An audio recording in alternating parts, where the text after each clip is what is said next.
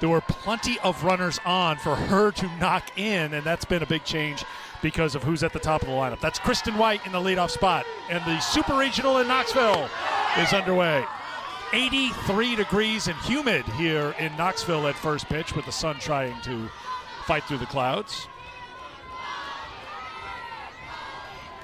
White at .317 on the season. She will play small ball and try to use that speed. Bunted foul, and it's 1-1. You can see her on the first two pitches of this at-bat trying to lay down a bunt for a base hit. She is very good at getting that bunt on the very end of the barrel, so it just dies right out in front of home plate. You can see because of that, this infield for Tennessee respecting the speed that she brings from that left side, playing very shallow. This one is slapped in a solid single to get things started, and it gets away from the left fielder, Riley West, who falls down, and she's having trouble getting after it. Heading over to the third and starting things just the right way, the way Alabama would want it, is Kristen White. Just feels like Kristen White is playing with so much confidence in that leadoff spot for Bama. She drills this line drive straight down left field, and because Riley West goes to backhand, it actually rides up her left arm and scoots out further into left field. She even crawls to try to get to that ball, but the speed of Kristen White able to get all the way to third base to start off this ball game.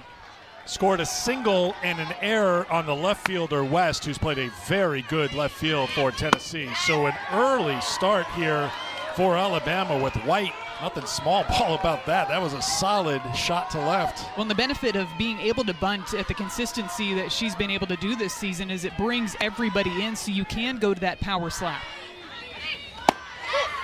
1-1 to Larissa Pruitt in the number 2 spot in the lineup. Patrick Murphy said she could be the X factor for this Alabama team. The sophomore started just 2 SEC games, and that was in the final series against Auburn, but had 3 hits and 3 runs scored in the Tuscaloosa Regional. 1-2, gets away from the catcher, and the first run of the Knoxville Super Regional is scored by Kristen White on the wild pitch. 1-0 Bama. And that run right there is just manufactured by straight speed from Alabama. Kristen White able to get all the way to third base on that air out in left field, and this ball gets away from Sophia Nugent, just gets between her legs, and Kristen White is ready for it, takes advantage of it, dives safely into home plate, and the first run of this ball game goes to the Crimson Tide. 5th run of the NCAA tournament scored by the sophomore Kristen White. And the count now 2-2 to Pruitt.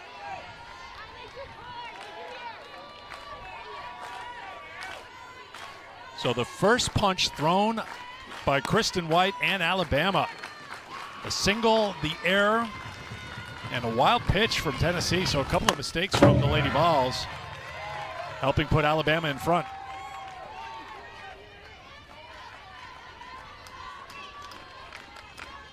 Now, we talked about the lineup change for Patrick Murphy. What's your take on how it's worked and why it's worked so far for Alabama and why he made the change? Well, for one thing, I don't think you could have scripted a better start for Alabama coming into this Super Regional, being able to score with just the first batter of the game reaching base safely. But what it does is it creates added pressure when you've got speed back-to-back at the top of the lineup. It puts pressure on the defense to have to play perfectly, to have to execute everything. Otherwise, that speed's going to take advantage. And Patrick Murphy said that they decided to make that change because Southeastern Louisiana, who was in their regional last weekend, had so much speed. So they wanted to combat their speed with speed in the Alabama lineup, and it just seemed to all come together at the right time for Bama here at the end of the season, in the postseason, trying to find the right mix in the order that's going to produce runs for them. And it seems like they've gone back to that speed game by stacking White and Pruitt back-to-back at the top of the order. Good at bat by Pruitt, but Pickens wins the battle, 1 away. Pickens comes back inside with that drop ball. Larissa Pruitt with her toes right on that chalk line, almost challenging Pickens to throw that pitch on the outside part of the plate, but she brings it low and inside with that late downward movement. First strikeout on the afternoon for Pickens. Strikeout number 206 on the season for Carlin Pickens, and here is Kenlee Cahalan. Spent a lot of time in the leadoff spot, part of the change here for Alabama.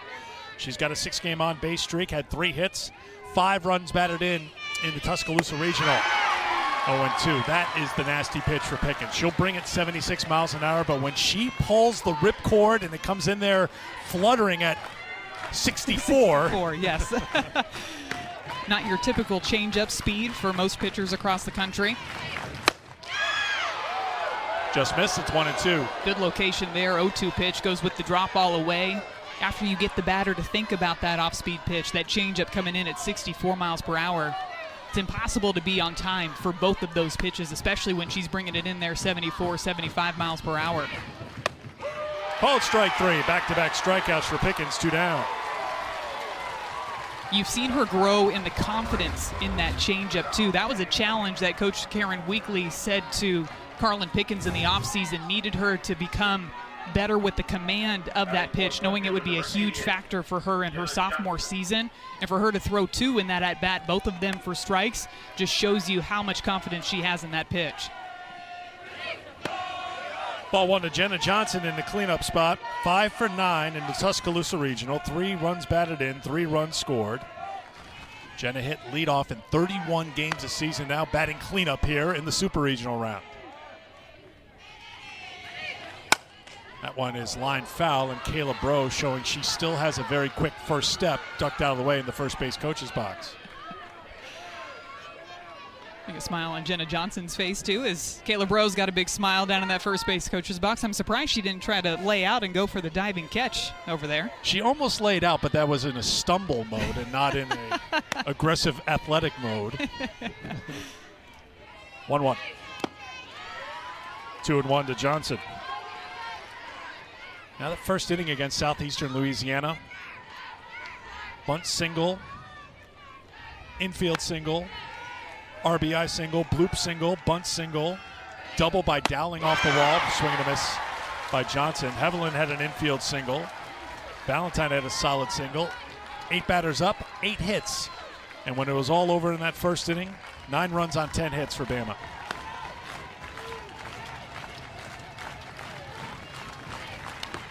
Foul tip by Johnson.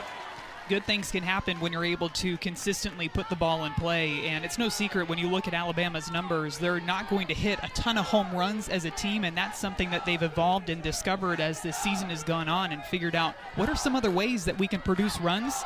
Sometimes it's a little bit of small ball, sometimes it's putting people in motion, and it just seemed like that first inning in particular, everything came together. Gibson, fair ball, throws over the first and in time to retire the side. But for the one part of the plate where she's going to have to establish early in the ball game is that inside part of the plate to the right-handed batters. All of the right-handed batters that are in this Tennessee line, I think it's going to be really important for her to establish there so she can work both sides of the plate. Let's take a look at the Tennessee starting lineup brought to you by Capital One. You'll see all right-handed hitters in this lineup for this Tennessee team, led by Kiki Malloy, Taylor Panel, McKenna Gibson, Zeta Pooney, Riley West coming off a huge regional where she hit 2 home runs and drove in 9 runs. Very familiar look to this lineup for a Tennessee team that comes in 43-10 on the season. It begins with Malloy. Malloy lifts a fly ball to the left fielder Jenna Johnson, who barely has to move. 1 pitch, 1 down. Malloy walked 4 times in her 4 plate appearances against Virginia in the regional final here last weekend. Aggressive early in the count, clearly was looking for something on the inside part of the plate.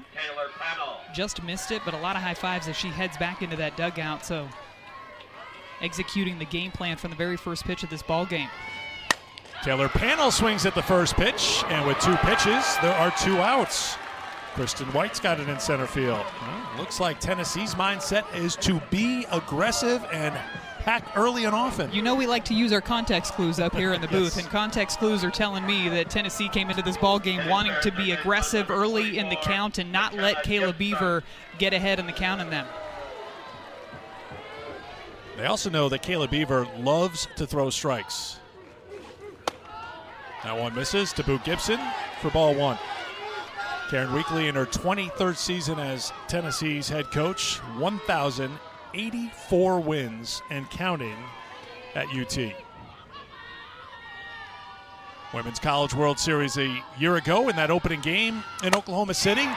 Gibson and Tennessee took on Alabama. This is a laser off the wall. It's going to end up being just a single for Boo Gibson. Hit it so hard that she's held to a single, but that was right on the screw. She's aboard with 2 down. Hit it so hard she didn't give herself enough time to make it to second base. Smooth swing. She can drive the ball to all fields, and this one's an inside pitch that she pulls straight down the line, about a foot higher, and that thing would have left the yard.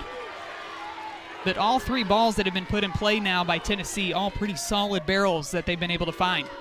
Gibson now 5 for 7 in the tournament, and Pooney lifts one to right field. She swings at the first pitch, so 3 of the 4 swing at the first pitch, and it's a 5-pitch inning for Kayla Beaver. 1-0 against Alabama, has won 4 of the 5 meetings.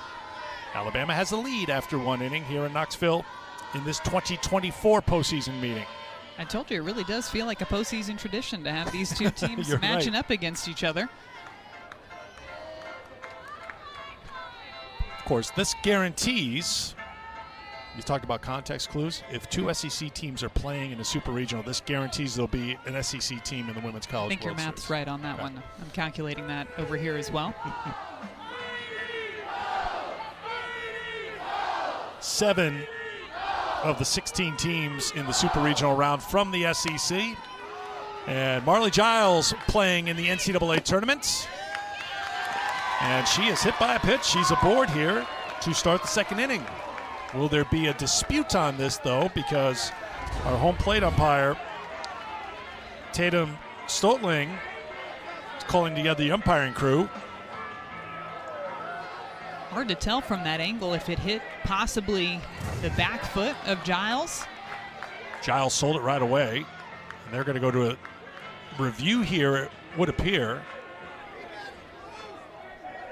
Alabama is challenging the previous plate of a hit batter. The call on the field was no. It did not hit the batter. Okay, so that clears things up. Very important to know, because even though Giles is down at first base, the call on the field was she was not hit by the pitch.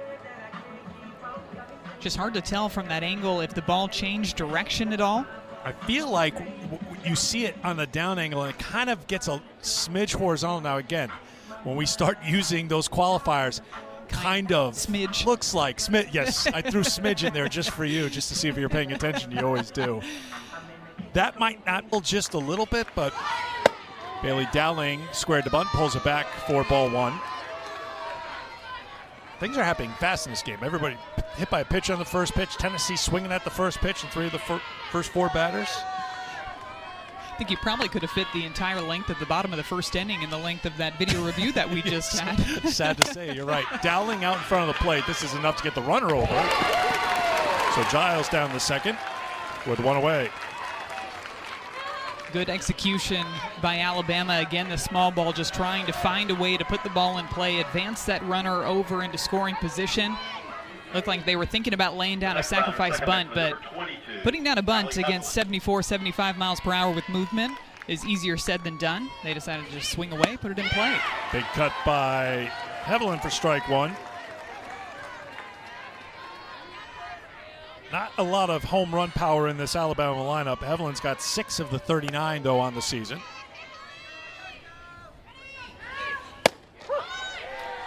Oh, 0-2.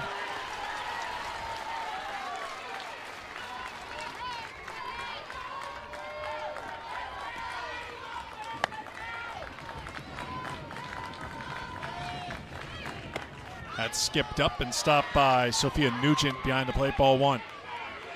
Evelyn had a 2-run double in the first inning against LSU in the SEC tournament. It accounted for the only Alabama runs, a game they lost to the Tigers 3-2 in 14 innings. Swung on a miss. Pickens gets strikeout number 3, 2 down. Big strikeout right there for Pickens to get the momentum back on Tennessee's side. After Alabama moved that runner over into scoring position, you can see Callie Hevelin taking some big cuts on this 74, 75 mile an hour pitch outside. Good location for that drop away. Here's Riley Valentine, one of the hitting stars for Alabama in Tuscaloosa last weekend. Strike one.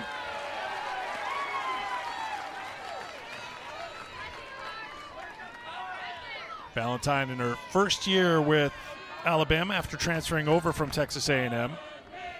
3 for 6 in the Tuscaloosa Regional with a 2-run pinch hit home run in the 9th inning against Southeastern Louisiana. Start of a 5-run inning.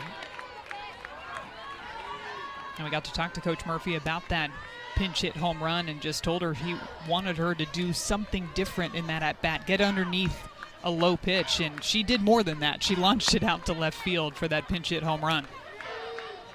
The 1-1 from Pickens. This is back up the middle. Rodriguez has to go get it, and the throw's not in time. Here comes the runner. Murphy was waving her nonstop. Runner at first safe.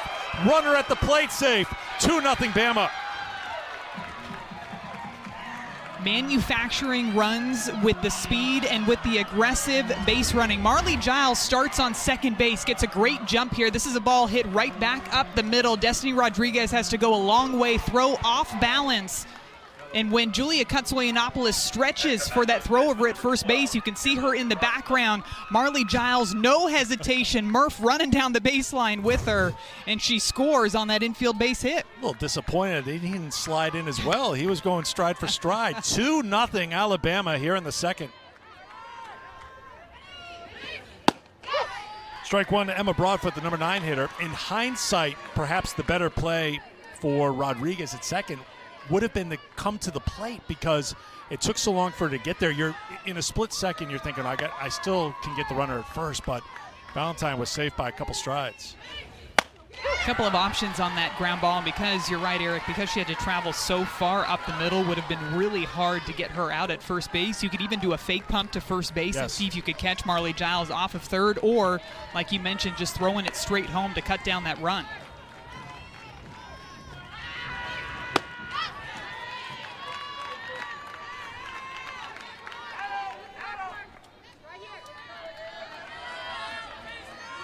It's not 9 runs on 10 hits like we saw in the last game for Alabama, but it's got a similar vibe of just putting the ball in play, put pressure on the defense, make things happen with your speed. There goes the runner down to second with the stolen base into scoring position with 2 down. Just get this sense that Alabama's offense is continuing to put pressure on Tennessee's defense in a variety of different ways. Even that ball just skipping away from Sophia Nugent. Riley Valentine is ready to take that extra 60 feet. Yeah, it's a wild pitch.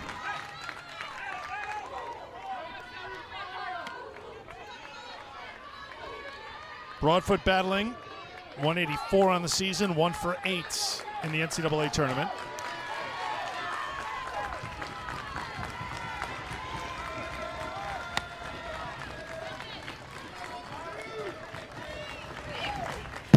Another wild pitch off the backstop. The throw down the third is not in time.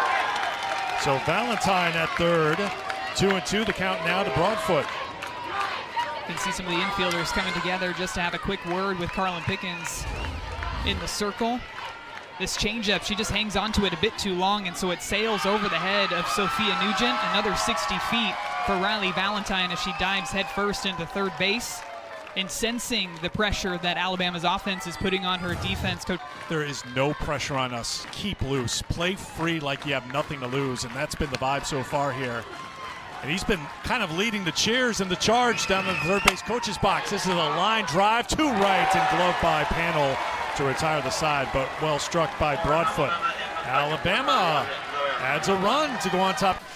Extra thrilling for her. She's from Jackson, Tennessee, playing here against Tennessee for the Alabama Crimson Tide. Second team all-conference selection in the SEC. 17 wins for Beaver, who started her Alabama career with a 7-inning no-hitter against Villanova. Pretty good Villanova team, as we saw last week in the NCAA tournament.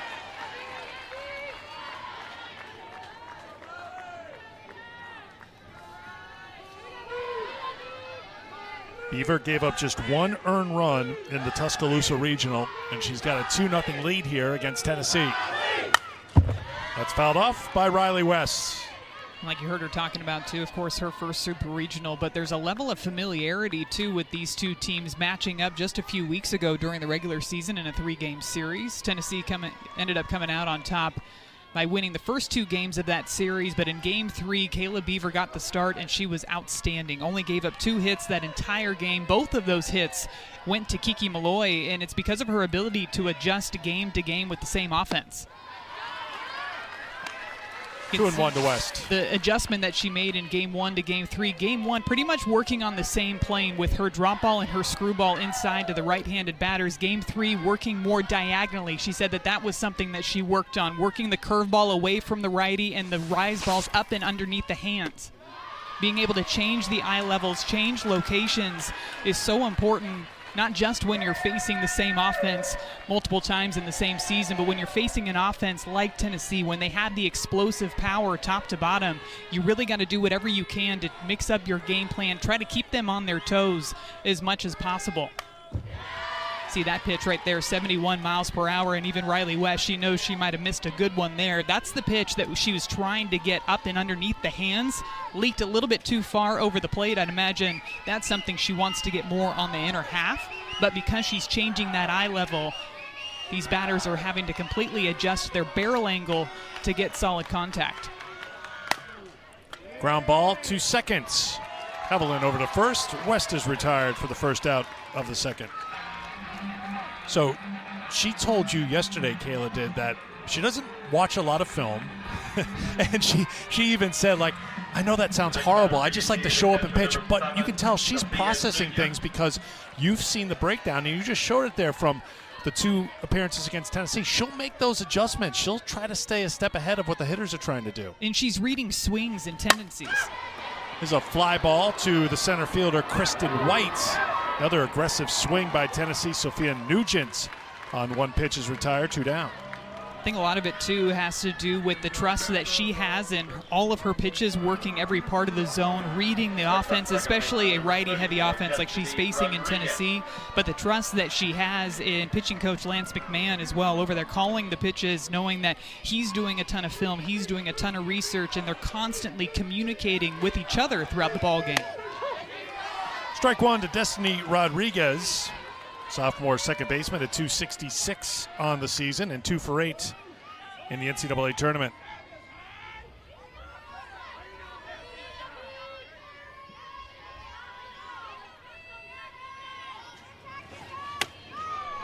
One. Tennessee was really aggressive in that first inning, going after the first pitch in all but 1 of the 4 at-bats that they had back in the first. Didn't end up scoring a run, but you'd imagine that there was a lot of conversations happening in that Bama dugout of how to change the game plan against their offense. Because everybody that put the ball in play, it was solid contact, clearly hunting the inside part of the plate, changing things up a bit here in the bottom of the second, working that curveball and the drop ball away to these righties, and then establishing the inner half with that rise ball. The 1-2. 4 of the first 7 Tennessee hitters putting the first pitch in play. 2-2, the count now to Rodriguez.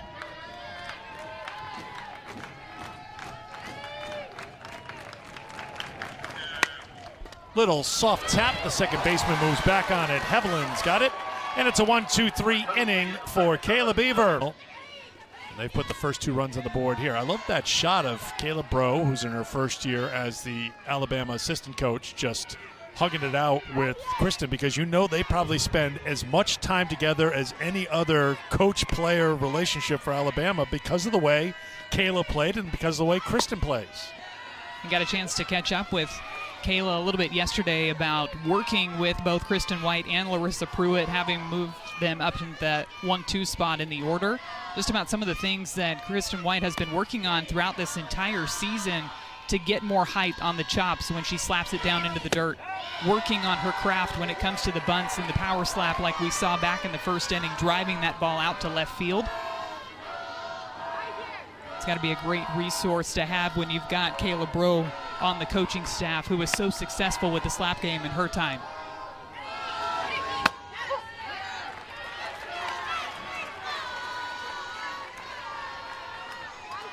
We welcome those of you who watched Duke knock off Missouri. The Blue Devils getting one win away from their first ever trip to the Women's College World Series. They win in Como. We welcome you to Knoxville, Tennessee. Little double pump, that's going to be costly, and the speedy Kristen White is aboard. Tennessee has not been sharp here. The number 3 overall seed in the first inning, Kristen White had a solid single to left, but there was an error on the left fielder, Riley West. White would come around to score on a wild pitch. In the second inning, Marley Giles reached on a hit by pitch. A bit controversial because on the field it was called she wasn't hit by a pitch, but it went to replay review. They put her on base. Well, she came around to score, and now White is aboard after the double pump at third by Gibson. 2-0 Alabama here in the third inning. And that ground ball by Kristen White's going to go down as a single in the scorebook, but I think that's a play that has to be made by the Tennessee infield. McKenna Gibson fielded that ground ball in plenty of time, and it's almost like the double pump came because Julia Kutsoyanopoulos, who was running back to first base, turned her head towards the base, and so Gibson decided not to throw it over to first. With all this speed in this offense, if you give them just a little bit, just an inch, they are going to take advantage of it, and we've seen that now in the first 2 innings of this ball game to manufacture both of Alabama's runs.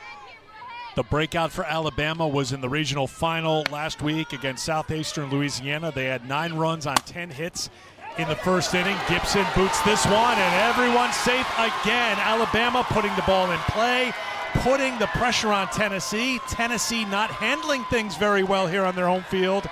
And once again, the Crimson Tide have something cooking here in Knoxville. Gibson again in the right position to make a play on this ground ball. It's hit off of the end of the bat of Larissa Pruitt, so it had a bit of funky spin on it as it headed out towards third base, but she wasn't able to come up with that one cleanly, and just that ball skipping away is going to allow everybody to reach base safely in what should have been 2 outs in this inning. Now you've got runners on first and second with nobody away. There have been 3 hits so far for Alabama. White's was a solid single to lead the game off to left, and it turned out she reached third base after the error on the left fielder. But an infield hit by Valentine, that brought in a run. An infield hit by Kristen White here in this inning. Now an error on Gibson. It's just enough for Alabama. They are just trying to build up a little momentum and carry it over from what we saw in Tuscaloosa last weekend. It's really one of the few times all season long that we've seen the game speed up for Tennessee, especially them on defense. Ball 1 to Kenley Cahalan, who struck out against Carlin Pickens her first time. Pickens went 14 total innings in the Knoxville Regional, gave up 4 hits and no runs. Tennessee did not give up a run in their 3 games against Virginia and Dayton. That's a swing and a miss by Hevelin, and it's 1-1. But Alabama has broken through here with a couple of runs.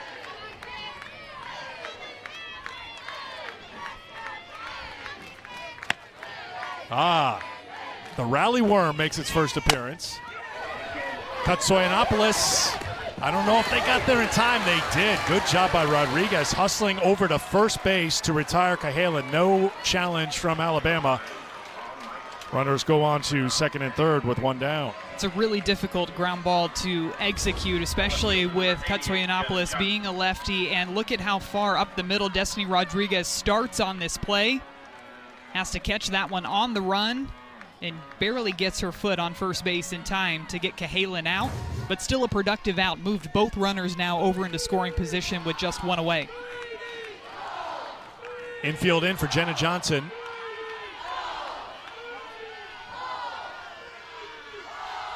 And time being called here.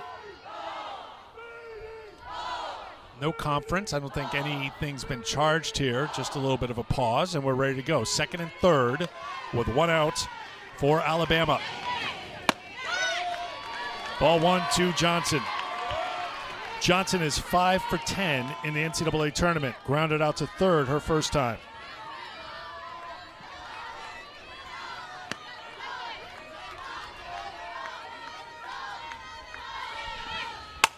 Solid shot. Gibson checks the runner, throws on the first. Good play there by Tennessee. They needed it. 2 down. And Tennessee's corners are playing up in front of the bases, just knowing that Alabama likes to play small ball. They're not afraid to lay down a squeeze bunt. So McKenna Gibson was playing up a couple of steps in front of third. A hard shot hit her way. A really nice play for that second out. Here's the number 5 hitter, Marley Giles, hit by a pitch and scored in the second. Ball 1. If you weren't with us earlier, Madison talked about how Alabama changed their lineup last weekend, and it's been a change for the better with White and Pruitt at the top of the lineup, Cahalan moving down in a run-producing role, and Marley Giles returning to the lineup. She had an injury. She was hit by a pitch earlier this season, missed 29 games. Made her way back during the Auburn series at the close of the regular season. Her first at-bats were in the SEC tournament in the game against LSU. Maybe not at 100%, but an 85% Marley Giles is a big addition for Alabama. Just the leadership that she brings offensively, but most importantly, what she brings back behind the plate for her pitching staff. 1-2. Coach Murphy was really excited to be able to get her back into that order consistently. Even had a couple of hits last weekend.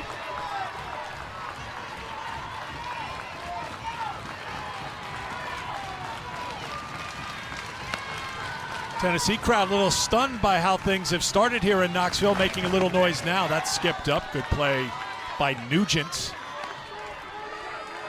We've seen the command of that changeup kind of go away here in the third inning. First inning, Pickens was so good with that changeup, throwing it for strikes. You can see her still just trying to find that timing with the release on the off-speed. Pickens gets the strikeout. Stomps her feet not once but twice, trying to get Tennessee going here, down by 2. Beaver went on a shopping spree at Party City in Tuscaloosa. That's how things turned around. I'm sticking to it. Here's the first pitch to Julia Katsoyanopoulos. Kayla told us yesterday she was wondering late in the season, how do we make the dugout and everything connected to this team more fun? So she bought an inflatable guitar. They bought the rally worm that has now been added to a stick that was found in a parking lot in Tuscaloosa last week. So it's a fishing pole now for the worm. I think Riley Valentine is the keeper of the stick slash yes, fishing there's pole. Riley right there. Okay. Next to, I believe her credential is on the palm tree that we're seeing. That was a new addition. It's Riley Valentine. Yep. And you see the chicken. I did some research. Floppy and Gerald are the rubber chickens that were purchased yesterday here. So they're trying to stimulate the economy here in Knoxville. So the rally worm, though, started off as like the sour gummy worms, but then they were too them. delicious Yeah, of a you snack. can't. Yeah, I mean, we they were don't running last out, the game. Yes, they were running out of the sour gummy worms, so then switched to the actual rubber worm. It's a rally worm. It's a rally worm. It's an inedible worm. Yes. Because the edible worms are going too quickly. But I think it underscores the fact that Alabama was tight. You know, all the time, year after year, it's like, well, they're going to go to the Super Regionals. They're going to go to the Women's College World Series. It's not that easy, and the expectations can be a lot sometimes. So Kayla Beaver was the one who took the charge, saying, we got to release the tension here a little bit. And I'd say mission accomplished. Well, and they've got to figure out their own way to get to that point. I think that's all part of the discovery process through the regular season, to deciding who you are as an offense, who you are as a team, what makes everything go. And this seems to be a team that really likes to have fun in the dugout, that plays their best when they're playing loose. And it seems like they've found their stride here at the best part of the season, now in the NCAA tournament. The regular season was a struggle. They won only one SEC series. They were sub 500 for the first time in SEC play. Katsoyanopoulos battling. We'll do the 3-2 again. I think the phrase we heard more often yesterday, and it's been repeated by Alabama, is by Patrick Murphy, and then Jenna Johnson repeated it. Some teams just need a longer runway. Now, the runway for Alabama this year has stretched probably from Tuscaloosa into Mississippi, but whatever it takes to get back to this point, and here they are for a record 18th time in the Supers. Bloop to the shortstop. 8-pitch at bat ends with the first out of the bottom of the third inning. That was a really good battle, too, between Katsoyanopoulos and Kayla Beaver. You can see Julia throughout that at-bat actually moving her position in the box, sometimes stepping towards the plate when the pitch was on its way.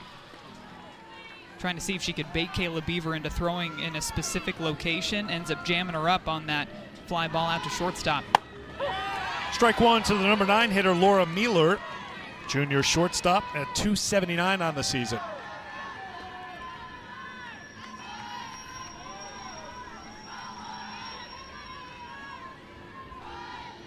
The 0-1 from Beaver.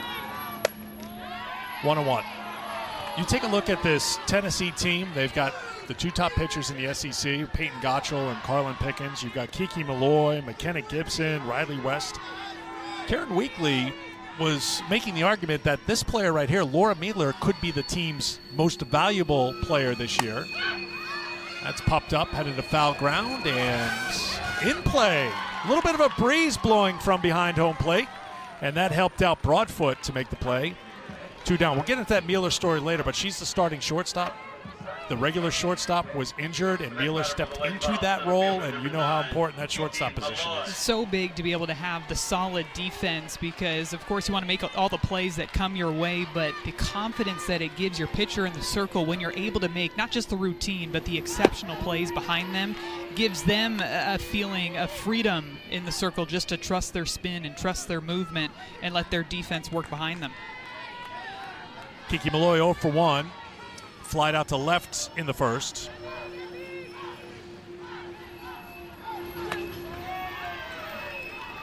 After this half inning, we will talk to the keeper of the Rally Worm, Patrick Murphy. Actually, Riley Ballantyne. Is she the keeper of the Rally Worm and the fishing pole, or just the fishing pole? I believe she might be in charge of the whole thing. Malloy, now remember the breeze is blowing back towards the field, and it's going to be a collision between 2 Alabama players, and it drops in harmlessly, but there was a little bit of harm in that collision as Hevelin limping just a little bit as she heads back to second base. Pruitt was coming on from right field. Both of those players just trying to do whatever they can to make an out if they have the opportunity, knowing that Kiki Malloy's up at the plate. Looked like that ball actually landed in Callie Hevelin's glove before that collision. Everybody looks to be okay. So second chance here for Malloy, and she's ahead in the count, 3-1.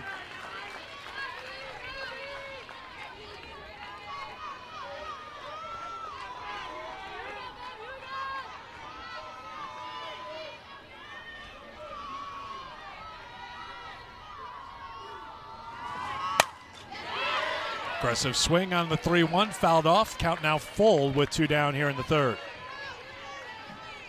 Be interested to see where Kayla Beaver goes here to Kiki Malloy up at the plate. Had a couple of hits off of her in game 3 of their series, both to the right side. Hit a pretty good fly ball in her first at-bat on the inside plate. Goes back with the rise ball. During this at-bat, it looked like Kayla Beaver snuck in a changeup, too. It came in about 61 miles per hour, had a bit of drop movement, but with the success that Kiki has had against her, she's willing to do whatever it takes to try to sit her down.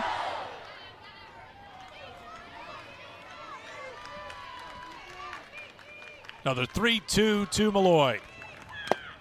Foul tip into the glove of Giles for the strikeout to retire the side. First strike, Patrick Murphy. Before we talk about your sprinter speed running down from the third base coach's box when Marley Giles scored in the second inning, I don't think it should go overlooked at all, Patrick, that you're here again. 18th trip to the Super Regionals, and this was a hard journey, but here you are again. Congratulations. Thank you so much. Amazing. But you know what? I've never hit a ball. I've never fielded a ball, and I certainly never pitched a ball in a game. So it's a credit to all the young ladies that played the Alabama jersey, and we're just happy to be here. You know, what a great atmosphere, great crowd, sellout crowd for college softball. You guys, ESPN2 here. We got the legend of Tennessee on the game here with Maddie Shipman, and it's just a great environment. Well, thank you, Murph. Like Eric said, we saw your sprint speed, but you've made a change in the offense and the order, and you've put a lot of speed at the top. What has that done to reinvigorate your offense as we're watching you sprint down from third to home plate? Huge. You know, nobody in the ballpark except for Kristen White gets a triple out of the ball that she hit, 100 feet maybe, and it's a triple. Nobody does that, and then she scores on a wild pitch. So speed kills, and speed never slumps. And one thing, if I can, I want to say congrats to Deanna Gump from Notre Dame, who just retired this week, on one heck of a good career. Deanna, we're going to miss you in softball. You're a great, great lady. You got it. Thank you, Patrick. Thanks a lot. Thanks for being here. Patrick Murphy, 26th year at Alabama, 18th super regional trip, the most of any program. I wonder how many times he's sprinted along with the runner from third to home. I think he's influenced by the fact that his team is speed-based, and he's like, well, if we're going to coach up speed, I better lead from the front here. Now, watching the replay again, he really only took like maybe 5 or 6 steps. It wasn't like a full 60-foot. You're not saying it was a full-on race No. between him and Marley But Giles. as the years go on, it's going to be, oh, you should have seen. I was so fast. Bailey Dowling to lead things off here for the Crimson Tide in the 4th inning. Grounded back to the pitcher in the first, but it was a productive out because it got Marley Giles into scoring position.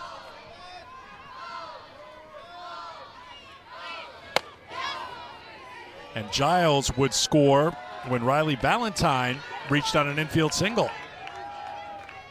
Alabama doing a good job of manufacturing runs here in support of Kayla Beaver, who's been an outstanding pitcher all season long. Getting 2 runs against Carlin Pickens is saying something. Pickens still trying to find command of that pitch, it seems.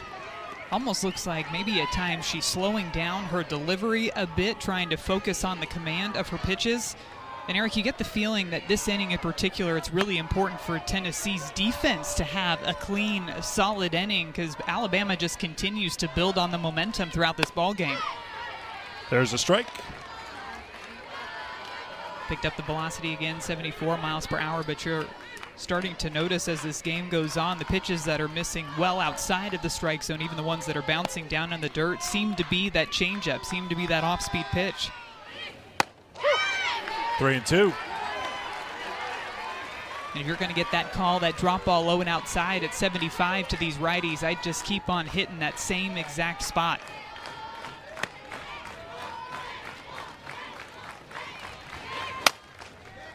Dowling fouls it off and out of play. Goes back to a similar pitch, but you'll notice that that one's just a little bit higher in the zone. I think if that's a pitch that's right at the knees and continues to work down in the zone, instead of that foul ball to the right side, you might get a swing and miss or a weak ground ball to the right side of the infield.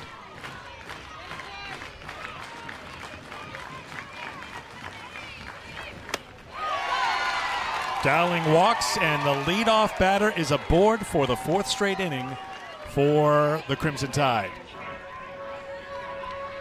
Women's College World Series returning to Oklahoma City. The action begins Thursday at noon Eastern, live on ESPN. For more information on the 2024 Women's College World Series, go to NCAA.com, the official online home for all 90 NCAA championships. Ooh, Alabama fans and the Locos commingling here. We can all get along. Always curious what outfits they're going to bust out every single weekend. Hevelin offered at it for strike 1. There were big orange cowboy hats, foam cowboy hats at the regional last weekend. I think they realized it was too hot to have that on there. There's just now we've got the smoky hats, which they don't look very cool or cooling either. They look cool. Yeah, the hand fans. Yeah. They look cool. That bounced back up and hit Hevelin while she was still in the box. Down in the count now, 0-2.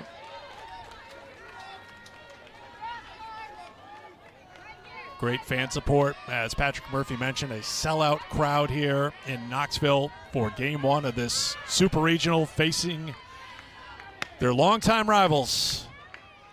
Tennessee taking on Alabama. 1-2.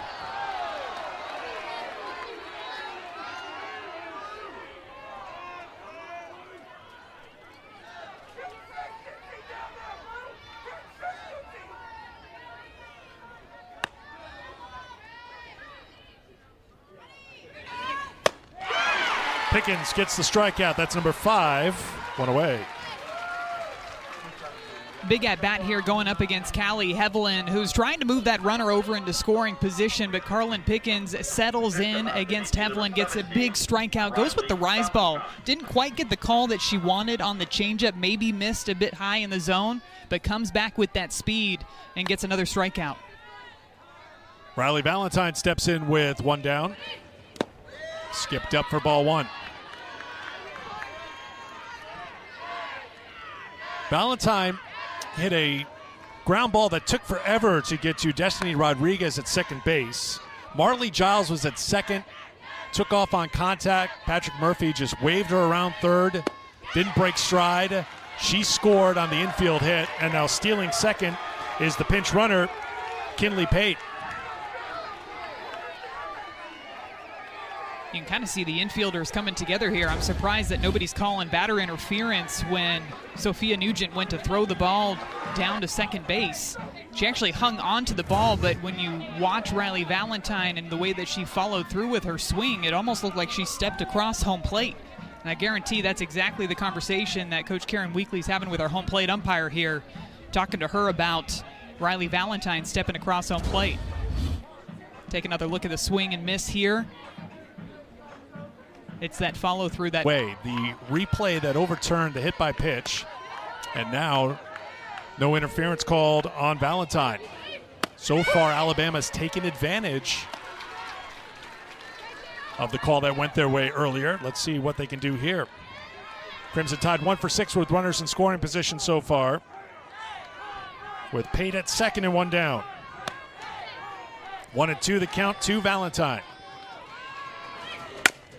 Back to Pickens. The throw to first in time. Pate was caught between second and third, and Pickens stared right at her, but went for the out, 2 down.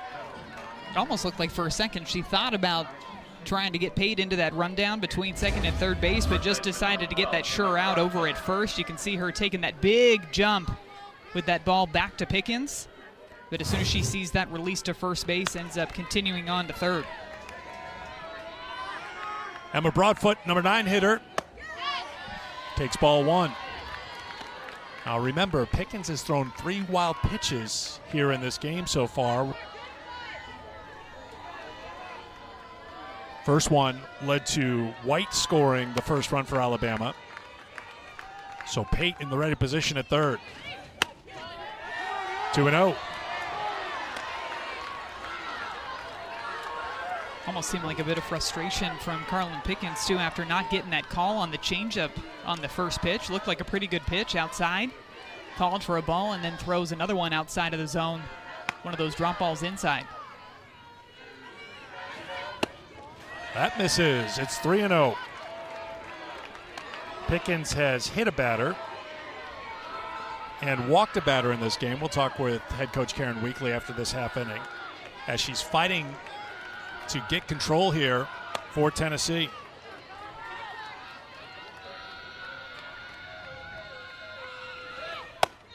Three and one.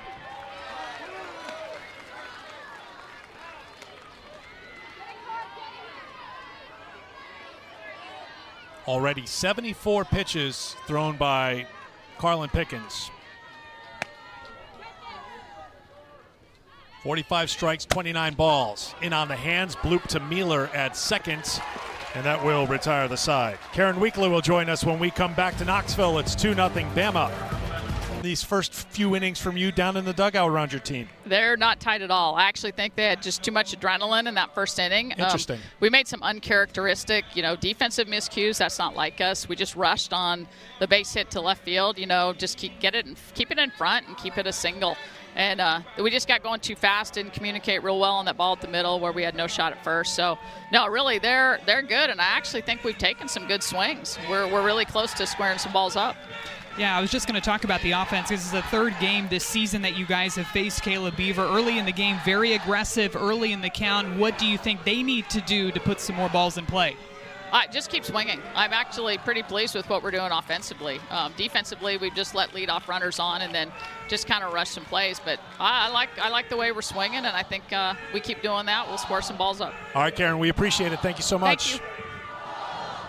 All right, like I said, interesting. That's the report from the dugout that she's glass is half full. She feels good about it. You pointed that out right from the very start. They were swinging early in counts, but they were making some good contact and just off against Beaver. So let's see what happens here for Tennessee. 2, 3, and 4 for the Lady Vols. Taylor Panel to lead things off here in the fourth. Just one base runner so far against Kayla Beaver. That was McKenna Gibson, who hit an absolute shot off the top of the wall back in the first. Gibson is on deck. Squibbed foul, and it's 1-1. When you and I were looking back at that Game 3 down in Tuscaloosa against this Tennessee offense going up against Beaver, a lot of ground ball outs. That was a common theme, especially for these righties rolling over to the left side, and I do think you've seen some adjustments with their swings, hitting those hard line drives out to the outfield, really to both sides of the field in this ball game. Bunted foul, and it's 1-2. Intentional adjustments with their swings and their barrel angles and even the pitches that they're going after. To Coach Karen Weekly's point, it feels like they're going up there executing the game plan, maybe just haven't gotten the results yet in this ball game. Made Beaver work a little bit more as these innings have gone along. 5 pitches in the first, 12 pitches in the second, 18 pitches last inning. Count now 2-2 to Panel leading things off here in the fourth.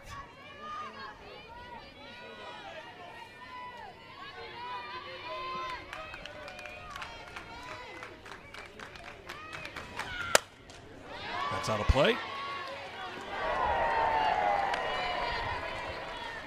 I'm not sure what the official tally is, but we've had a lot of nice catches that are made in the stands. Another really good one was just made down in left field.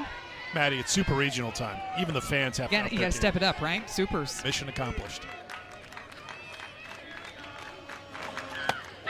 Beaver gets her strikeout to start the fourth. Strikeout number 2. Taylor Panel, one of the leading hitters for Tennessee over the last 8 games, so important to get her out in the first at-bat of this inning. Beaver starts her out low and inside. Panel even tries to lay down a sneaky bunt, and then you continue to see her climb the ladder, get that deep foul ball with the rise ball up and inside, completely change the eye level, going back with that curveball well outside to get the strikeout. Ball 1 to Gibson. Boo hit .667 in the regional.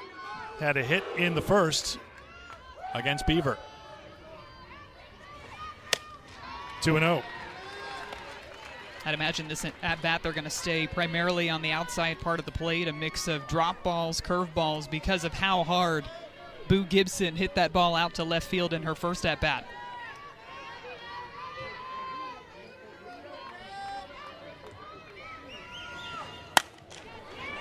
To the shortstop, backhanded by Cahalan, throwing on the first. 2 down. NCAA men's lacrosse tournament continuing this weekend. It's Memorial Day weekend, so the traditional spot for the men's and women's lacrosse tournaments. The men's semifinals tomorrow in Philadelphia. Number 1 seed and the defending national champions Notre Dame taking on Denver at noon Eastern time on ESPN2. Then 7th-ranked Maryland takes on number 6 seed Virginia at 2:30. Championship, of course, is on Memorial Day. Action resuming in Philadelphia tomorrow. Here's Zeta Pooney, 0 for 1, flied out to right in the first.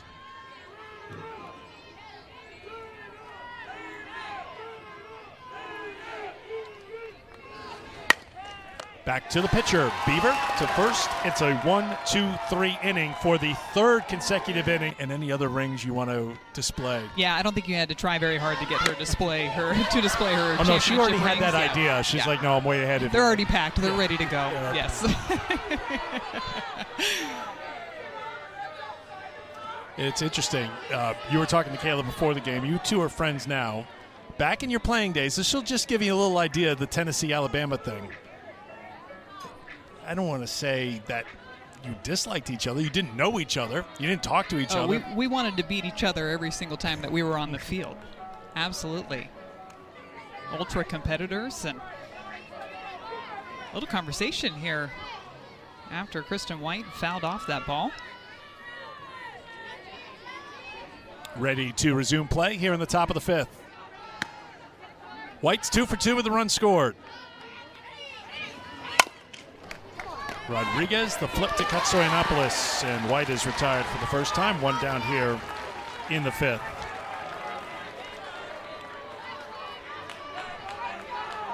As I mentioned, 6th time they've met in the NCAA tournament. Alabama having success here at Tennessee. Alabama won that throwback throwdown game when you and Kayla were trash talking to each other and she got the last word.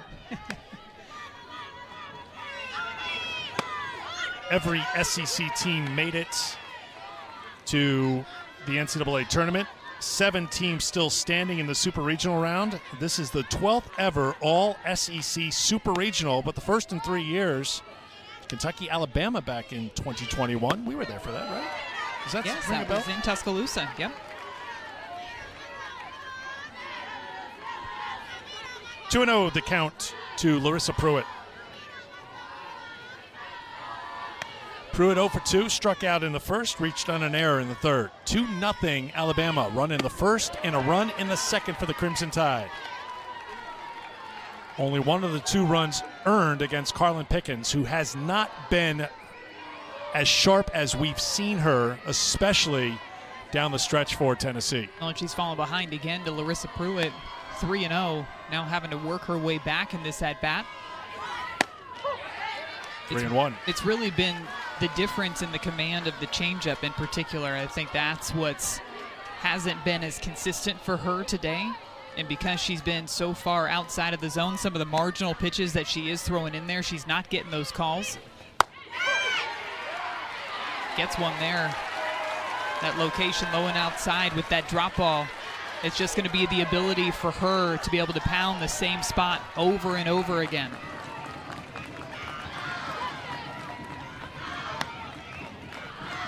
The 3-2 pitch to Pruitt. Slapped out to left. Coming on is Riley Rest. 2 down. Last weekend, Carlin Pickens threw 76 pitches in the win against Dayton, 74 pitches in her win against Virginia, and you can see she's already up above 80 as she works here in the 5th inning against Alabama. And calling those games, it felt like every single at-bat she was ahead 0-2, 1-2, just continuing to pound the strike zone with all of her pitches. Just have not seen that command from her today against Alabama.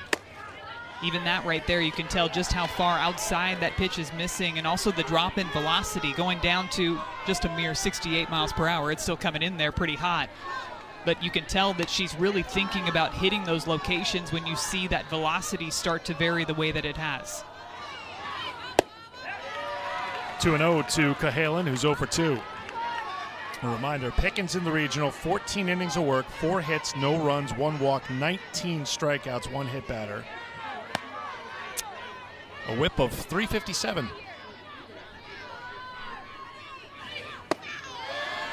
When the goal is to have a whip around 1, when you're that far below 1, that tells you just how efficient you are in the circle. But again, another 3-0 count here that she's having to work from behind.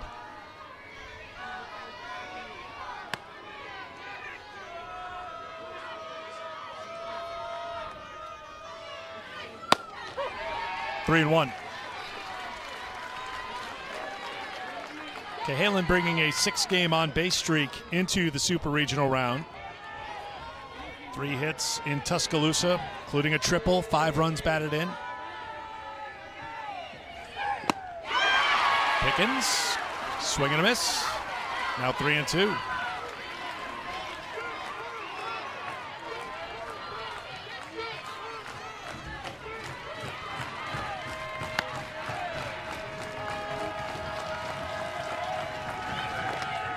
Cahalan swings and misses, but it gets away from the catcher, and Cahalan's going to beat it out, so she'll be down at first base with 2 down. Another wild pitch for Carlin Pickens keeps this inning going for Alabama. 75 miles per hour down in the dirt.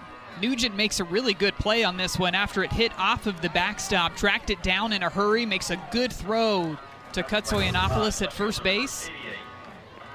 But just that pitch was so far out of the zone, nothing else that Nugent can do to try to get an out at first base, and seeing some action in that Tennessee bullpen. Riley White getting loose.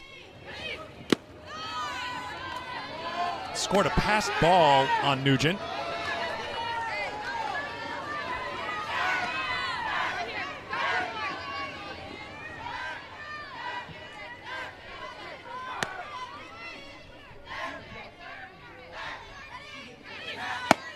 Jenna Johnson pulls it back. The pitch was in the dirt, right? I was going to say, I'm curious why they scored that one a pass ball, because I thought it hit the dirt before it even got to Nugent. Jenna Johnson is grounded to third twice so far today. The 1-1, 1-2. You can see Nugent working back behind the plate too, because those pitches coming in 68, 70, 72 miles per hour. Not a lot of reaction time for the catcher. We talk about it from a batter perspective, but how about from the catching perspective? This one foul tipped into the glove, held onto by Nugent. Set the new Division I runs scored record when she crossed the plate for the 302nd time. Just a great run down the stretch by a Florida team. Might have the hottest offense in the country right now. It didn't look that way back 1 month ago today. They lost to Florida State April 24th, 12-3. Just one loss since then.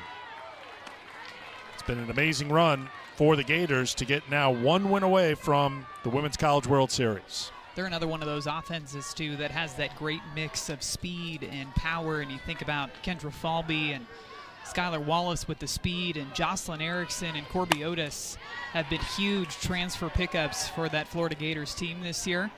Erickson had a double today to score a couple of runs, and Corby Otis had a solo shot in the bottom of the 5th inning. 2-1 the count to Riley West, who grounded out to second in the second.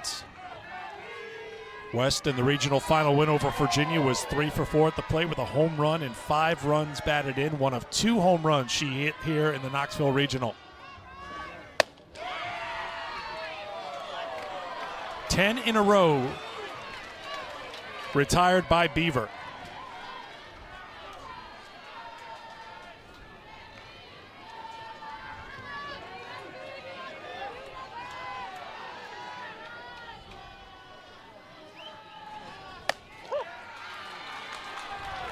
Three and two. Curveball called outside. A little bit generous on that curveball away as Riley West gets set to get back in the box. If you're going to get that call, I go right back to that pitch. She misses for ball 4, and for the first time today, Tennessee has the leadoff hitter aboard. Nice job by West there to work the walk and try to get something going offensively. Coach Karen Weekly said she really liked the swings that they were taking off of Kayla Beaver, just hadn't seen the results yet, and that could be the spark that this offense needs. Sophia Nugent flied out to center her first time. Ball 1. That ends a streak of 10 in a row retired by Beaver since the single by Gibson back in the first.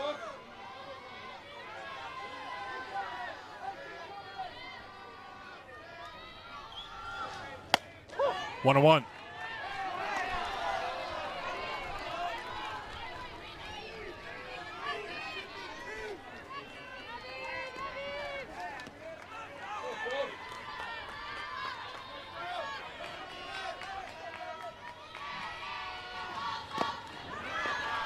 Two and one. Nugent hit one of the 5 home runs that the Lady Vols had in the Knoxville Regional, giving her double digits on the season. 10 home runs for the Oklahoma transfer.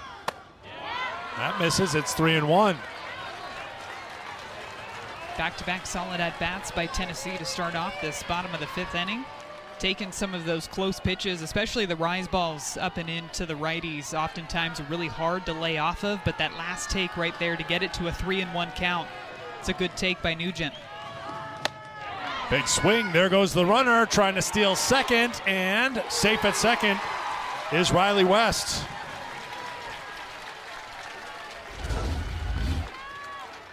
Riley West getting a good jump off of first base. And the difference here between her being called safe versus out, I think, is all in the dive. Diving head first into the base, such a difficult tag for the shortstops to reach up and go all the way back down to apply it. This is sent out to center field. Glove by the center fielder, Kristen White. White with great speed, tracked it well. It was hit well by Nugent. One away. Momentum that you start to feel for the Tennessee dugout here in this inning after getting the leadoff runner aboard via the walk and then that hard hit line drive out to center field. Here's Rodriguez. Swings at the first pitch and fouls it off. The batting for the Lady Vols, second baseman, number 34, Destiny Rodriguez.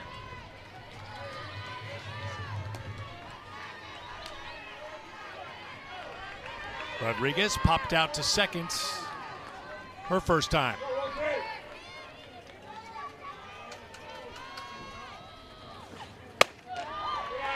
One and one.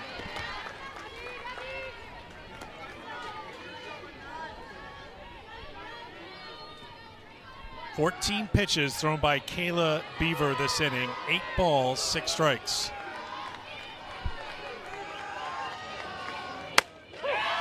There's a strike, and it's 1-2.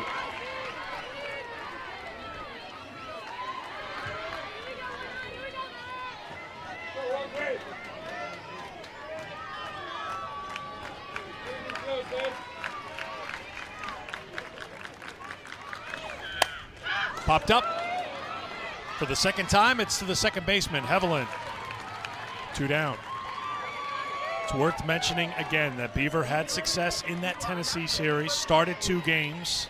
In that win for Alabama, 1-0 victory. It was a 2-hit shutout for Beaver. That was the last meeting between these two teams. And now Karen Weekly trying to mix things up a little bit, and she'll bring a pinch hitter to the plate, and it's a left-handed bat, Gabby Leach. Again, 1 through 9 right-handed hitters for Tennessee, so bringing up Leach, the left-handed hitter, to face Beaver with 2 down and a runner in scoring position. Quite literally just trying to change the eye level for Kayla Beaver, too. When you've got so many righties in a row, a pitcher can really get into a groove and hitting their spots. Trying to mix things up, bringing in Leach, coming from the left side.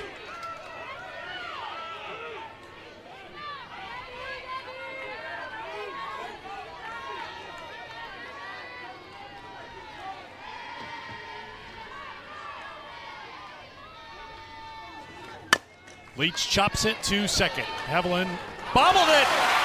Here comes the runner around, and the play at the plate. Out of time. Runner is safe. The error by Alabama costly. We'll see if there'll be a challenge here by Alabama because it was very close at the plate. For the moment, Riley West scores to make it a 2-1 game. It's another headfirst dive that, again, I believe makes all of the difference on these plays. We saw it on her steal to second base, and again, coming into home. When you're diving in, you're able to avoid that tag. It looks like we might have a challenge. I think Barley Alabama Childs is challenging the previous play on the field at the plate. The call on the field was safe.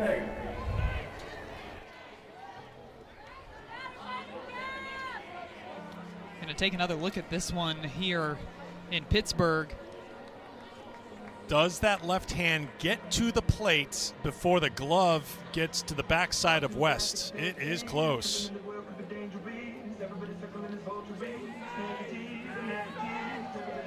See when that left hand touches the plate. Right there. I think that angle is tighter and clear, but the catcher, Giles, is kind of screening the moment where she could be making contact on West right there. So again, we stress the call on the field, safe. Is there enough to overturn that and call West out at the plate? You don't see the glove hitting the body here. Let's see this. Just a little wider angle. Another We'll try to angle. blow it up, yep. When does that glove make contact with West? I think that hand's in there. That hand's in there. I think it's safe. I think safe's going to be the call. The only question would be, was the hand above the corner of the plate, but I think she had contact. Here's the call. After review, the call on the field is upheld, safe. Big moment in this game. It looked like the third out of the inning, but an error for Alabama results in a run for Tennessee to make it a 2-1 game. And Tennessee never giving up on the play. Riley West not breaking stride as she rounded third base. You never know what's going to happen when the ball is put in play, and a fantastic dive into home. Again, I think that's the slide, the dive that makes all of the difference on that play. If you go in feet first, it's an easier tag for the catchers. Diving in head first, you're able to avoid it just a little bit. Your body swings out the opposite direction and able to dive in safely. Well, go back to that stolen base. I mean, again, that's an aggressive call there. Trying to steal second, down 2 runs. You haven't had a base runner since the first inning, and that slide, as you mentioned, with West reaching the base with the hand, Miller with a fly ball. This is carrying. This is still going. It's at the wall. It is gone! Laura Miller, 2-run home run. Just like that, Tennessee is in front in the 5th.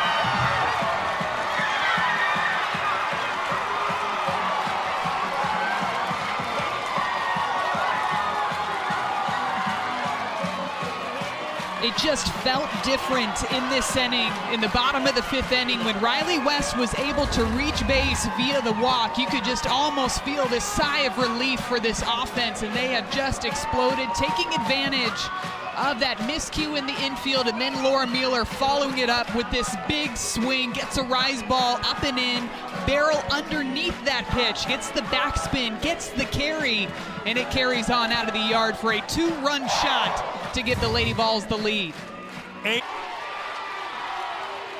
Kiki Malloy stands in, trying to bunt her way on. It's a hard bunt back to the pitcher. Malloy's got elite speed, but good play by Alabama to get Kiki at first. I think they're going to challenge it.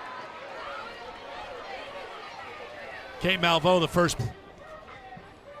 That's a quick review.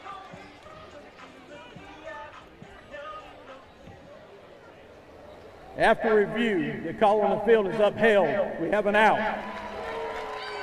So each team left with one challenge here as we head to the 6th inning, but Carlin Pickens now working with the lead, and Giles fouls it off for strike 1. We knew runs were going to be at a premium in the Super Regional, just with the pitching matchup between these two teams. So it was going to come down to the timely hitting, of course, for the offenses, but for the defenses to play clean behind their pitchers. Seen some mistakes that have led to some runs on both sides of the field today. 4 of the 5 runs in this game unearned so far, and we talked to Patrick Murphy about it. He said you cannot give extra outs to Tennessee. You cannot give them free passes. That hurt them in that inning because the walk to West, the first one issued by Beaver, she scored. They should have been out of the inning, but the error kept the inning going for Tennessee, and then Mueller came through with the 2-run home run to make Alabama pay for the mistake. And just how quickly this game turned, because it really felt that Alabama had all the momentum through the first 4 innings of this ball game, and like you said, they should have been out of that inning. And all of a sudden, one error, some aggressive, great base running by Riley West, and a big home run, and Tennessee now has the lead heading into the top of the 6th inning. But Alabama has the rally worm, They do have the rally all worm. things are possible. You can see, though, if you fall behind Tennessee with their pitching between Pickens and Peyton Gottschall, 28-0 when leading after 5 innings this season.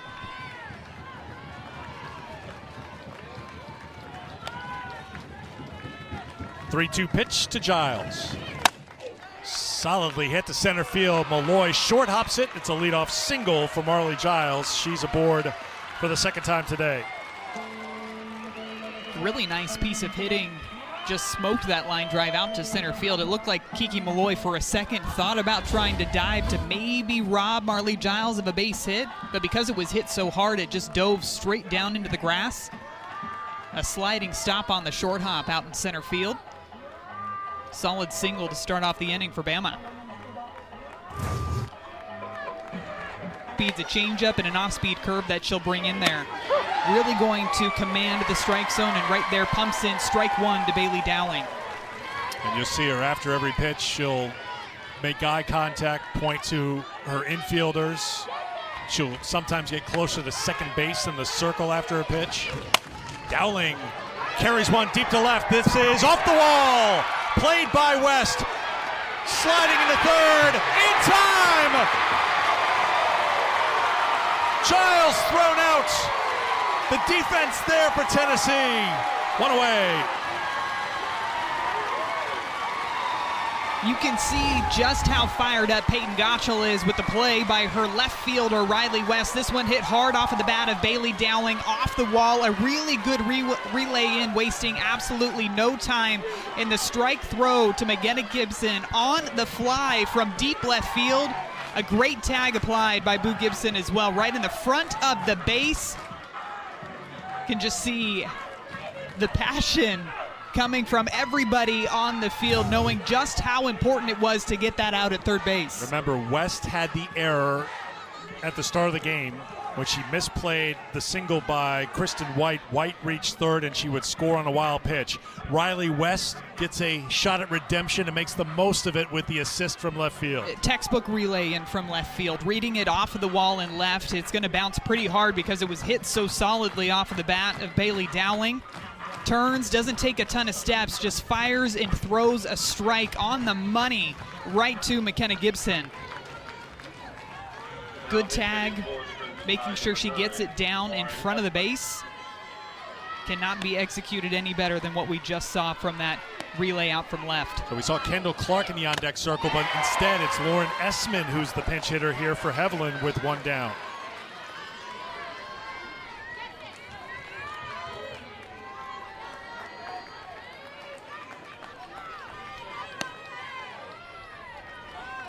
The 0-1. 1-1 to Essman.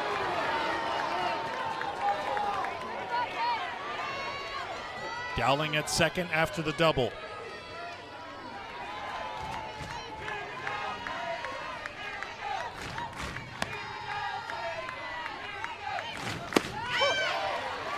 One and two.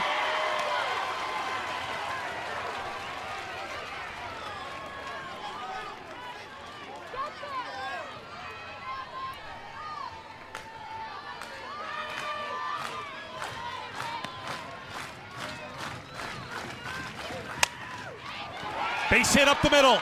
Runner being waved around, now stopped. Late breaks thrown on by Bailey Dowling, and she dives back into third base. It's a single, pinch hit single for Essman. Runners on the corners for Bama with one down. Bailey Dowling stopped so suddenly rounding third base that she literally fell to the ground. This is a great piece of hitting by Essman, smoking this one straight back up the middle. Kiki Malloy coming up with the throw right on the money to Sophia Nugent.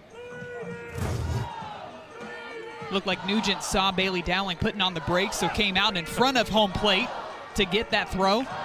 Bailey needs a moment, I think, but then Essman with the pinch hit single against Gottschall. 1-1. After the pinch hit by Essman, she's replaced by Hevelin, who's back into the game, running at first base.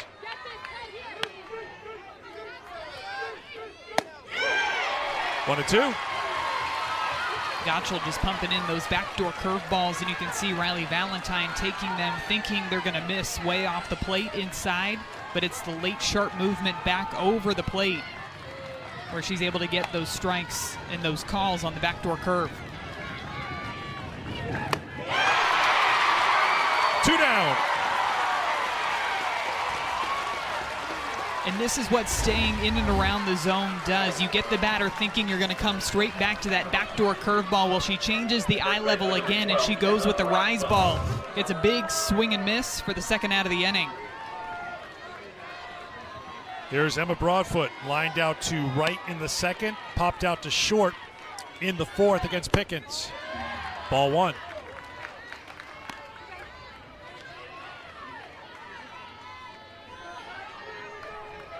Big moment here for the senior.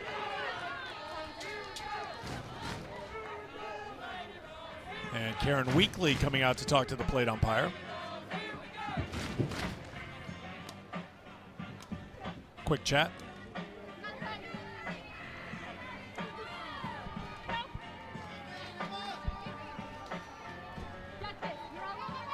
Alabama scored one in the first, one in the second carried that 2-0 lead into the 5th, where Tennessee scored 3 unearned runs to take a 3-2 lead. Bama trying to come right back. 1-1.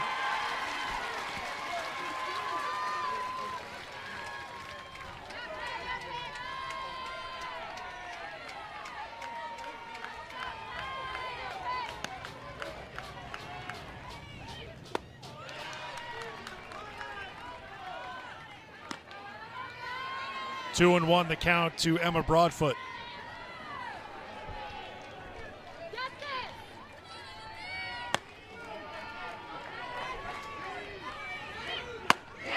Two and 2.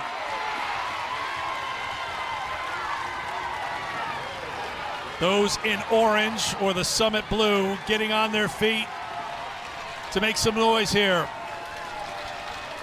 Trying to help Peyton Gottschall get out of the jam. There goes the runner, Hevelin, takes second without a throw. So second and third with 2 down, and a 3-2 pitch about to be thrown to Emma Broadfoot.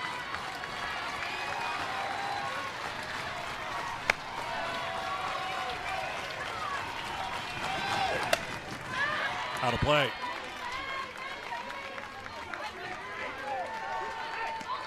You can just feel how tense it is in this moment. Such a big moment for both of these teams. Tennessee wanting to get out of the inning without giving up a run, and Alabama trying to capitalize on this inning, bring somebody in after those 3 hits in a row that they got to start off this inning. Broadfoot, fly ball, foul ground. Room there for Riley West. And Tennessee gets out of trouble in the 6th. 3-2 Lady Vol.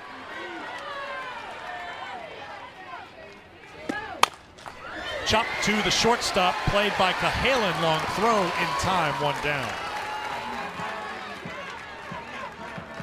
Almost feels like both of these teams, when they're able to get the leadoff runner on board, they end up coming around to score. Riley West got that walk back in the 5th inning, came around to score. Alabama, the first 2 innings of this ball game. Kristen White with the base hit. Marley Giles got hit by that pitch. Big out to be able to get the first runner of the, or batter of the inning out, excuse me. Well, when West walked in the last inning, Maddie, that was the first time the leadoff batter had reached base for Tennessee in this game, and the only time as Panel grounds out to lead off the 6th. 0-2 the count to Gibson, who had a solid single in the 1st, grounded out to short in the 4th.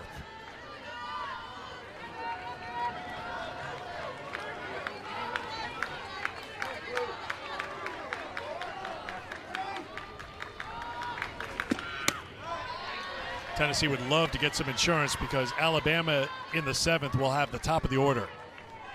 Kristen White, Larissa Pruitt, Kenley Cahalan due up.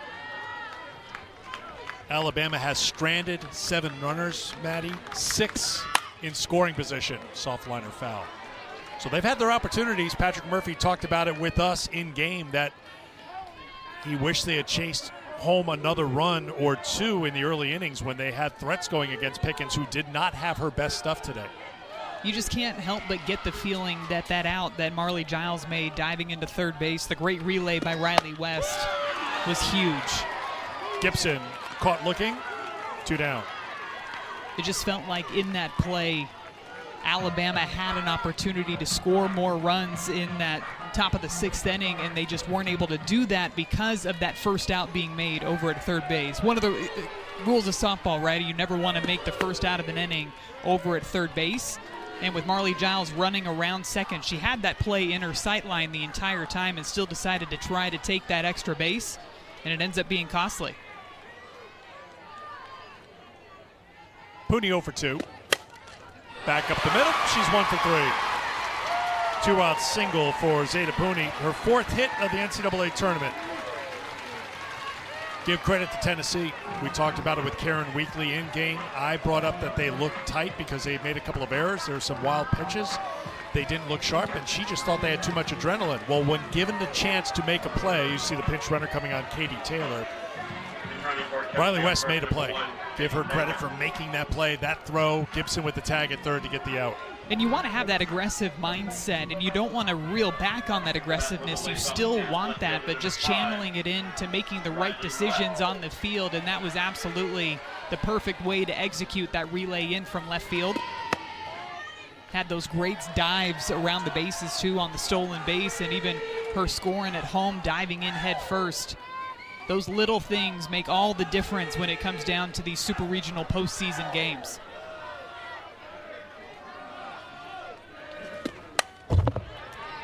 Fouled off by Riley West. Well, think about West's last inning. She led off with a walk, stole second, which is an aggressive play when you're down 2-0 and you haven't had any base runners. Especially with video review, where you can go to video review and literally look at whether or not her toe left the base a centimeter early. That's foul. Then she came around on the ground ball to second. That was a fielding error, and the play went to Pittsburgh for video review. The call on the field was safe. That call was upheld by video review, but it was an inch or so away from going the other way. So West in the middle of it all again here for Tennessee.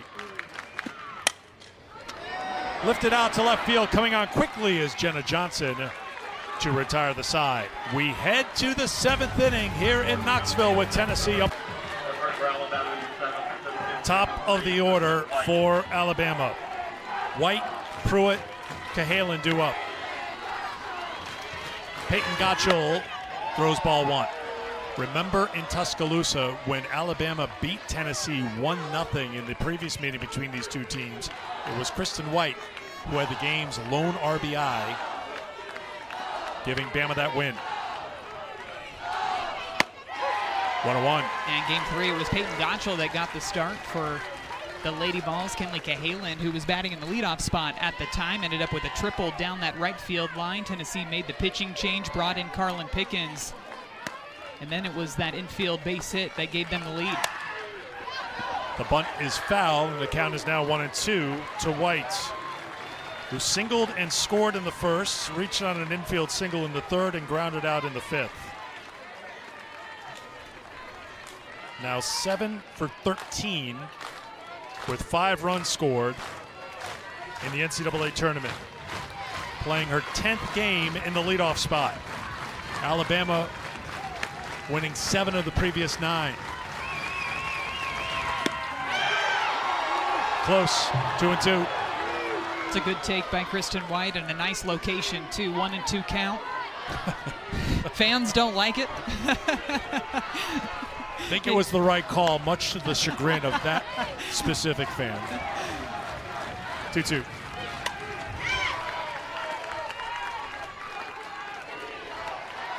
Madison talked about it at the top of the telecast, how moving Kristen White and Larissa Pruitt to the top of the lineup, Cahalan back in the 3 spot, bringing some pressure, some speed, and some aggressiveness to the top of the order for Alabama. Helped them win the Tuscaloosa Regional. Can it lead them to a comeback win here in the Super? I think that's just ball 3. 3-2.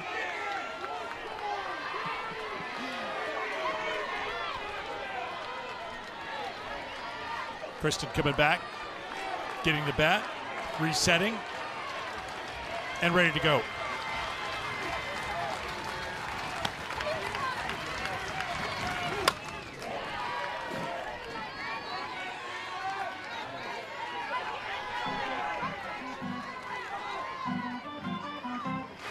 Six hits for Alabama, but 7 left on base. Alabama's out-hit Tennessee in this ballgame. They have those 6 hits. As you mentioned, Tennessee just has the 3, but it's Tennessee with that 1-run lead. Slapped out to center field, playing very shallow is Kiki Malloy. They had White defended well. Malloy's got it for out number 1. Kristen White squares it up. It just happens to go straight to Kiki Malloy in center field. She knows it too, just missed that one. Happened to go right to Malloy.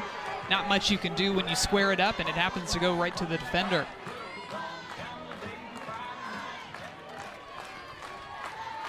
Larissa Pruitt 0 for 3. Reached on an error in the third. One of 2 errors for Tennessee. Gottschall starts with strike 1.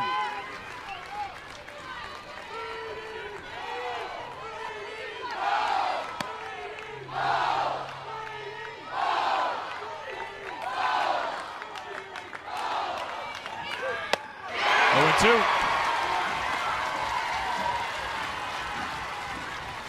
Gottschall pitched 5 innings in the regional rounds. Game against Virginia, gave up 3 hits, didn't give up a run, struck out 5 in those 5 innings.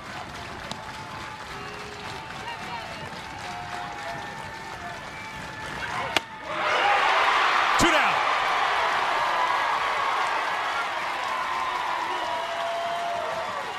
Peyton Gottschall is at her best when the pressure is at its highest. She goes with this backdoor curveball here. Great frame by Sophia Nugent back behind the dish. Gets Larissa Pruitt looking for out number 2 in the top of the 7th.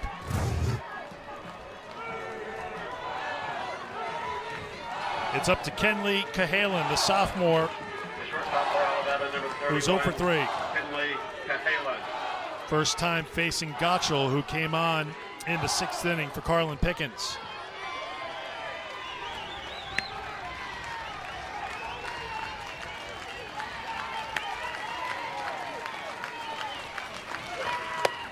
Ball 1.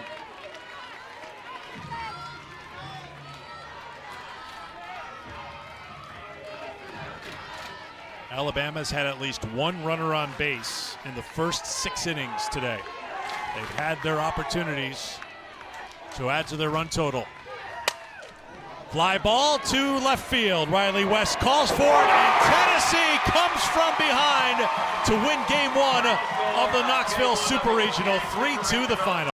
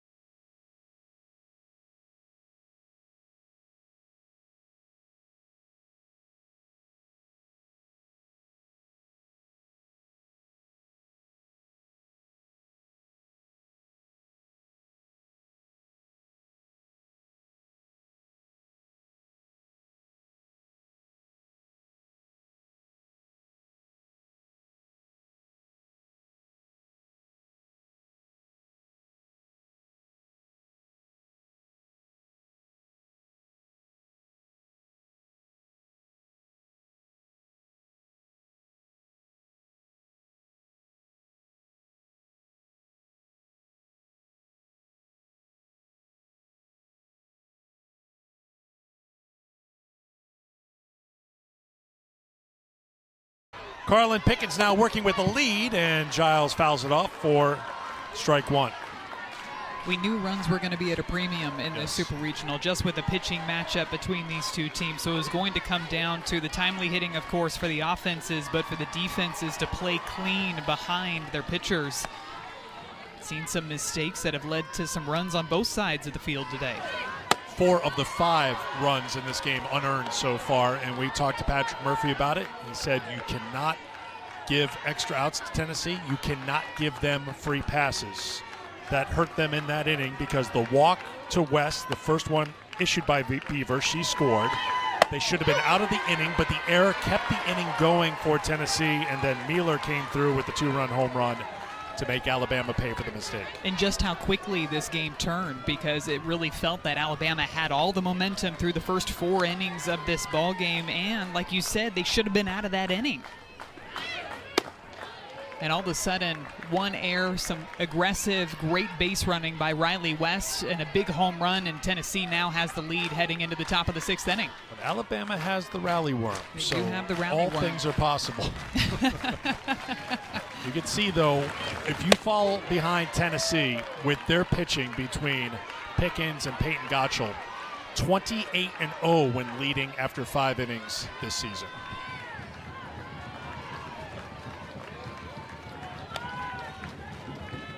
Three-two pitch to Giles. Solidly hit to center field. Malloy short hops it. It's a leadoff single for Marley Giles. She's aboard for the 2nd time today. Really nice piece of hitting. Just smoked that line drive out to center field. It looked like Kiki Malloy for a second thought about trying to dive to maybe rob Marley Giles of a base hit, but because it was hit so hard, it just dove straight down into the grass. A sliding stop on the short hop out in center field. Solid single to start off the inning for Bama.